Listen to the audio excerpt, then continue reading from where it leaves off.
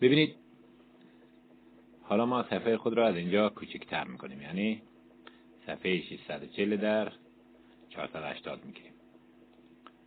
ببینید که صفحه ما دقیق اندازه است. حالا میخوایم به این صفحه باتون اضافه کنیم، یا اول که رنگ ازیر میخوایم تغییر. ببینید در اینجا راست کلیک کنید و گزینه آبجکت تولبار رو فعال کنید.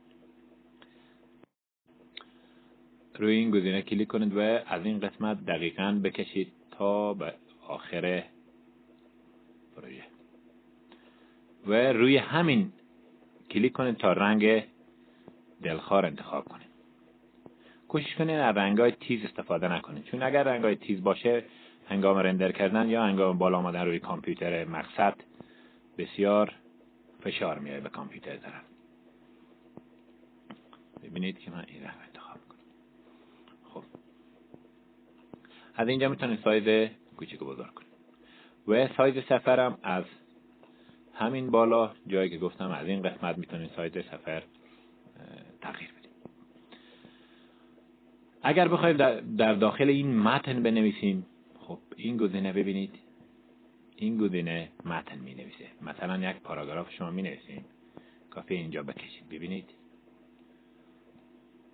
که من اینو دلیت کنم دوباره انجام بدم تا بیشتر متوجه بشید. روی این گزینه کلیک میکنید و این گزینه رو انتخاب میکنید. ببینید که میگیریم و میکشیم. بعد داخل از دو کلیک میکنیم و هر متنی که ما در اینجا بنویسیم دقیقاً مثلا آموزش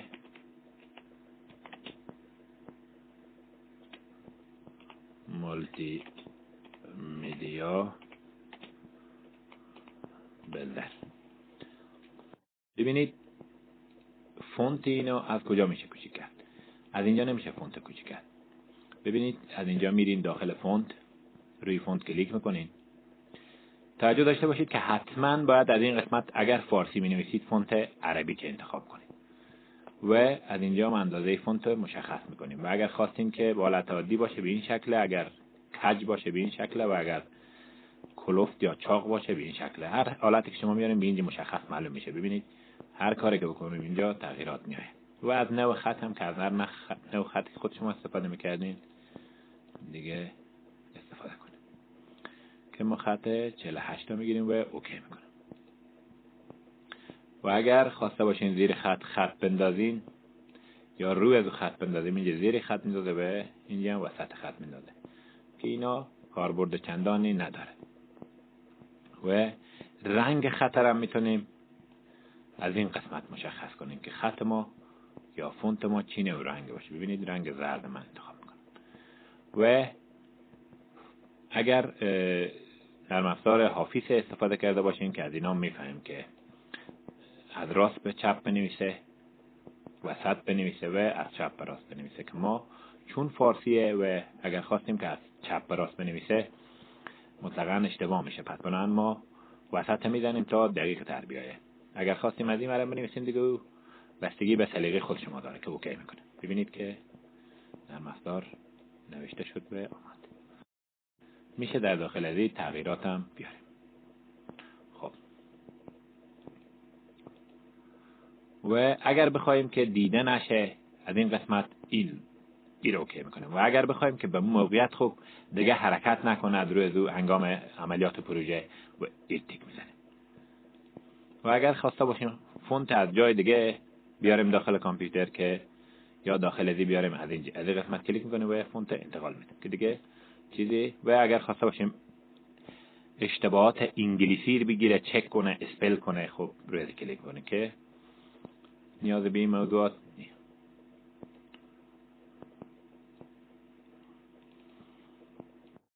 خب این که ما ساختیم میتونیم با کشیدن موس این مربع رو انتقال بدیم. قسمت بعدی که این هم تکسه، میتونید هرچی که دل شما خواست به همین شکل که هو بود این هم به همین شکل هرچی شما دل شما خواست بنویسید. مثلا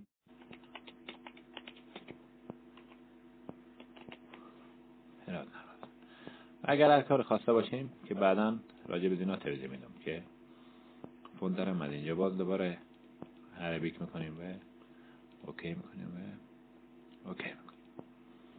ببینید که فرق این با اون اینه که این از زیرا کشیده نمیشه. ببینید اگر هر چی شما از زیرا بکشین به زیر دیگه نوشته نمیشه، فقط به یک مسیر مستقیم می نویسه. فونت زیر من تغییر بدم که کم قیافه دیده بشه. ای فقط مستقیم می نویسه. و گزینه بعدی ببینید که گزینه بعدی بعد از برنامه ها وقت شما بخوایم یک فرض میگیریم یک برنامه رو میسازیم شماره سریال داره، میخوایم شماره سریال از دور کپی کنیم. فرض میگیریم شماره سریال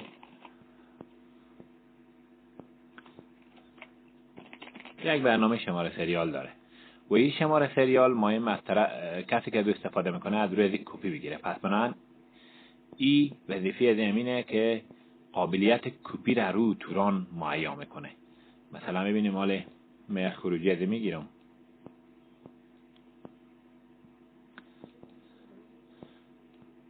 ببینید که این یکی کپی میشه ولی اینا قابلیت کپی هم نداره، قابلیت حرکت کردن هم نداره. میبینید که اینا هیچ حرکتی از خود نشان نمیده ولی قابلیت کپی داره. ببینید اگر کپی کنم یا اگر پاک هم بکنم پاک میشه ولی اتورانه اجرا کنه دوباره پس میاد سر جا. ما دوباره این رو میبندیم تا ادامه. خب پس این سه گزینه مربوط به کارهای متن که ما اینا رو یکی دلت بکنیم. از این گزینه خلاص شده. گزینه بعدی باتونه یا دکمه. ما بخوایم یک دکمه اینجا درست کنیم باید روی کلیک کنیم و این قسمت دوباره کلیک کنیم این باتون اینجا میاد. خب چطور میشه به این باتون دستور داد؟ به این قسمت روی از دو کلیک میکنیم و این صفحه دیگه باز میشه. مثلا می نویسیم بخش اول آموزش. ببینید این قسمت هرچی وقتی موس به روی ازی قرار گیره، وقتی موس به روی ازی قرار گیره به زیر موس قرار میگیره. مثلا اگر بنویسیم بخش اول، مثلا بنویسیم پارت یک یا می نویسیم کلیک کنید. کلیک کنید. خب ببینید این قسمت باتونار به شکل اصلی نشون میده و این قسمت باتونار کلا نشون نمیده، چارشکال باتون نشون نمیده. ببینید من یک بار اوکی میکنم باشه رنگ فونت تغییر بدم. ببینید که رنگ باتون خود باتون نشون نمیده ولی اگر بروی کلیک کنیم باتون نشون میده. ببینید که باتون و دکمه قشنگ معلوم میشه. به خاطر این باتون ها بیشتر کاربرد داره، باید خیلی خوشگل و خوش رنگ باشه. از این باتون تغییر بدیم.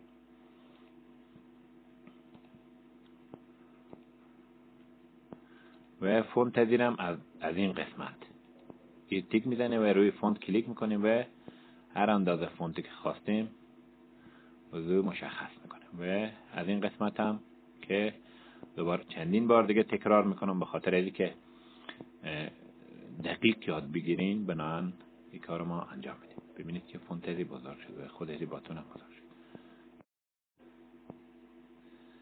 ببینید کوشش کنید از رنگ‌های استفاده کنید که خیلی سنگین نباشه برای کامپیوتر. آره رنگ خوب شد. خب اگر خواستیم برنامه رو جلوه بدیم از قسمت افکت میاییم و در قسمت دراپ شو و هر کدوم از اینا که خواستیم بهم کلیک کنیم و مشخص میکنیم که چه اندازه در چه اندازه باتون ما تغییر بکنه. ببینید که یک جلوه زیبایی به او صورت اعتماد داده میشه. و همیشه اگر میخواهید که باتون شما قشنگ بیایه باید و یا هنگام حرکت شما را اذیت نکنه باید اینا رو گروپ کنید. مثلا یکی و یکی گروپ کنید که وقتی حرکت میدیم او زیر نمونه بود قسمت. و اگر خواستیم اینا رو گروپ بکنیم کافیه ایر کلیک بکنیم و فایر یا آتش به هم گروپ بکنیم. ببینید که گروپ شده اینا. و حالا اگر حرکت بدیم مطلقا هر دو تا با هم حرکت کنه. ببینید ما اینا رو پس از هم آنگاه به خاطر اینکه که ما میخوایم به دکمه دستور بدیم تا ببینید از این قسمت آن گروپ به گروپ میشه.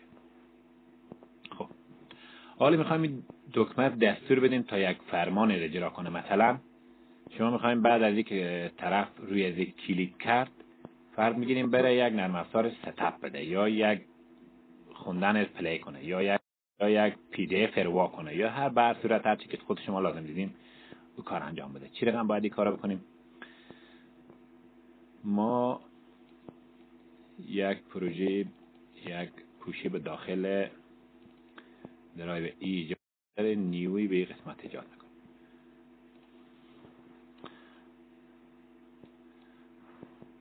تمام اطلاعاتی که ما میخوایم اینجا انجام بشه به داخل می فولدر قرار میدیم.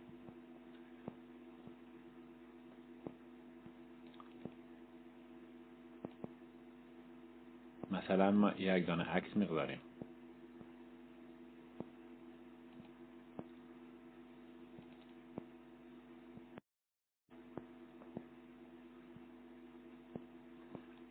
یک دانه فایل پی دی اف میگذاریم.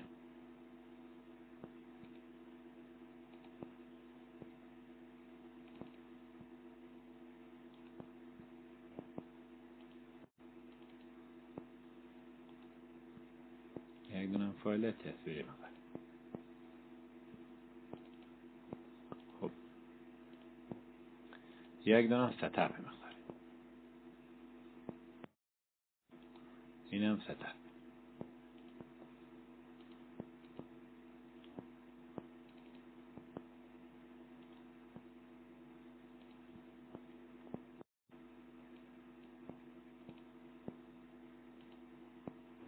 خب حالا بخوایم این باتون دستور بدیم. خب اول یک چند تا کپی از این باتون میگیریم.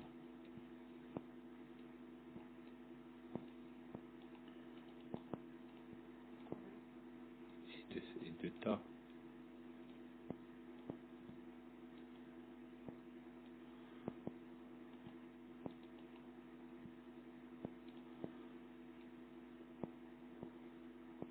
این سه تا چهار تا. خب باتون اول فرض میگیریم بره دستور میدیم که بره چیکار کنه. ببینید من یه خروجی از اینا بگیرم. اول که بعد از این قسمت ذخیره کنیم که به داخلمو پوشی نیو به داخل درایو ای که من درست کردم یا شما هر جا داخل درایو که شما خواسته باشین به داخل ببرید. از اینجا این گزینه انتخاب ایر میزنیم و از این قسمت داخل درایو ای پوشه نیو فقط روی هم کلیک کنیم اوکی میکنیم و اوکی میکنیم. یک خروجی میگیریم از این. ببینید که هنوز زیر از این چینه. ببینید اگر خواسته باشیم ماوس دست بشه چیکار میکنه. روی از کلیک میکنیم. از این قسمت ماوس دست تبدیل میشه. دست بخوای مرد اگر دلخواه خود شما کارسرا ماوس به داخل خود داریم یا اگر صدای بده و یا اگر هر کاری که بکنه خود شما از اینجا میتونیم که ما یک انگشت میکنیم از این قسمت و اوکی میکنیم. ببینید که حالا اگر من خروجی بگیرم ماوس شما وقت آمدن روی این باتون. ببینید روی این باتون های عکس العمل نشون میده ولی اگر روی این باتون بالایی بره دست نمیشه. ببینید یک موضوع مهمتر از این که به این قسمت بود. ببینید ما اینجا نوشته کنیم کلیک کنید. این به کجا ظاهر میشه؟ مثلا وقت ماوس روی این نگاه داریم به زیر از میفته. ببینید نوشته کلیک کنید. در این قسمت ببینید زیر این می نویسه کلیک کنید. خب حالا دستور میدیم که دکمه مثلا بره فلان کار انجام بده. بعد از اینکه کاربر به روی این کلیک کرد از این قسمت ببینید خیلی دقت کنید که این قسمت خیلی مهمه. اگر این قسمت دقت نکنید مطلقاً پروژه شما ناموفق خواهد بود. روی از کلیک میکنیم. از این قسمت اگر میخواید به CD دیوم بره به این قسمت، و اگر میخوایم یک پروگرام اجرا کنه به این قسمت میره. اگر بخوایم یک وبسایت اجرا کنه که اینا ببینید، مثلا اگر بخوایم یک پروگرام اجرا کنه اینجا میزنه به مسیر پروگرام به اینجا میدیم که چی رقم بره پروگرام اجرا کنه. تمام همین چیزایی که به اینجا اجرا کنه آدرس رو باید به اینجا بنویسیم، در غیر آن صورت اجرا نمیکنه. مثلا ما می نویسیم میگیم برو یک پروگرام رو اجرا کن، ایر کپی میکنیم که اگر ایر کپی نکنیم از داخل CD نمیخونه. داخل هر کامپیوتری که شما باشیم فقط از اون کامپیوتر میخونه. یا اونا رو مشابه کنیم بریم به داخل یک کامپیوتر دیگه به داخل درایو دی همو بندازیم، بعد از یا به داخل درایو ای همو بندازیم میخونه.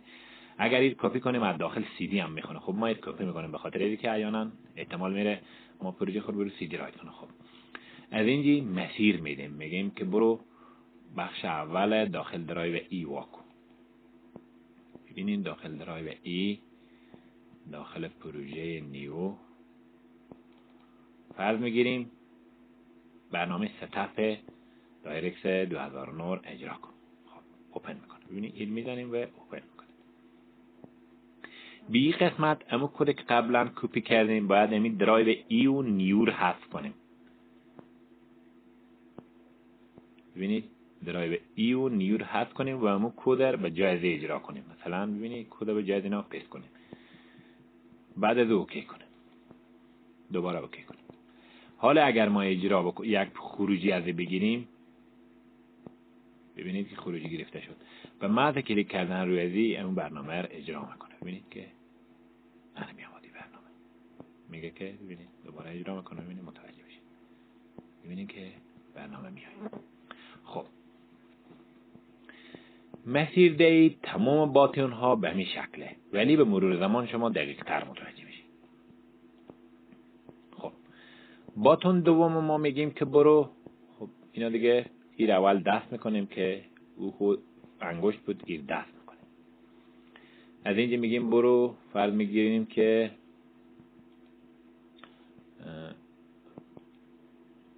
به اون قسمت، ولی از این قسمت که گزینه رو به آخر آل فایل ببریم تمام فایل ها شما نشون میده. میگیم برو فایل، فرض میگیریم که جی پی جی اجرا کن. جی پی جی میبینید. خب این اوپن میکنیم و از این قسمت هم باز دوباره همون فایل به اینجی پیست میکنیم. یعنی اسکریپ بدیم، میگن اسکریپ. اگر این نباشه مطلقاً فایل شما رو از داخل CD پیدا کرده نمیتونه و اوکی میکنه و خروجی میگیرید. حالا اگر روی ازی کلیک کنیم جی پی جی ما نشان میده. ببینید که میگه با نرو باز کنم یا با چیزی دیگر که ببینید باز کرد. خب این میبندیم. حالا ببینید داخل باتون چند قسمت داره. اگر این تیک بزنیم ببینیم شکل ازی تغییر میکنه. ببینید این تغییرات بریزی هیچ کنج باتون دیده نمیشه، فقط نوشته خالیه. ولی وقتی خروجی بگیریم اگر ماوس به روی ازی بره تغییر رنگ میده. ببینید ماوس اکبر روی تغییر رنگ میده. خب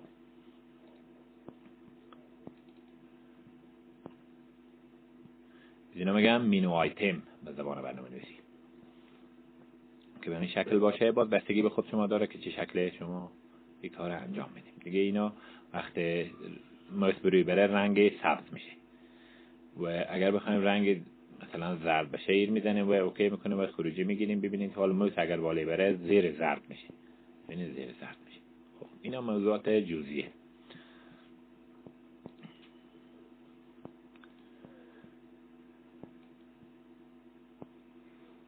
ببینید این سه بخش به شما توضیح میدم، ولی این بخش اگر شما خواسته باشیم یک وقت کس ماوس خود به روی فرض میگیریم روی یک چیز میبره در جا صدا میده، موزیک میزنه، دینگ دینگ میکنه. مثلا بدیده باشیم بعض از اتورن ها هسته که وقتی شما ماوس خود روی میبریم صدا میده، دینگ دینگ میکنه، یعنی یک صداگر کوچولویی از خود بیرون میده که اگر از این مسیر آدرس میدیم و به داخل هر جا که بود قسمت مربوط به صدایی که زیر باتون اگه شما بخواید صدا گذاری کنیم از اون مسیر صدا گذاری. این قسمت برنامه دستورات اسکریپت بوده میده. یعنی اگر شما بخوایم هر دستوری به باتون بدیم از این قسمت انجام میشه. اگر برنامه نویس باشیم خب اینجا می نویسیم. اگر نباشیم از این قسمت کلیک میکنیم و تمام دستورات به زیر نوشته شده. ببینید دستوراتی که خیلی کاربرد داره، چیزایی که لازمه من به شما میگم.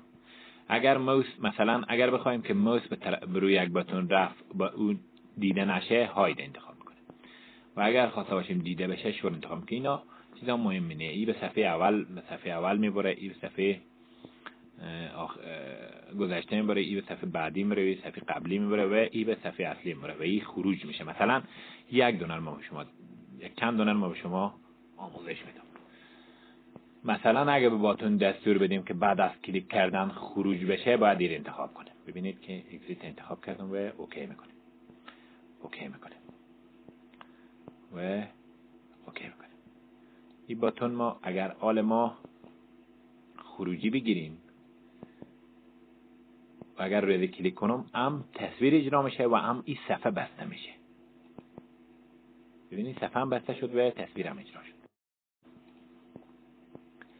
اگر بخوایم که بعد از ایرپاک میکنیم ما، اگر بخوایم که بعد از اجرا شدن برنامه صفحه بفته که پایین، یعنی مینیمایز چه، این گزینه تیک میدیم و اوکی میکنیم و ببینید مینیمایز اینجا بیام و اوکی میکنیم و اوکی میکنیم. حالا اگه خروجی بگیریم و روی از کلیک بکنیم صفحه بر علاوه که اجرا میشه پایین میفته. ببینید افتاد پایین، یه هم اجرا شد.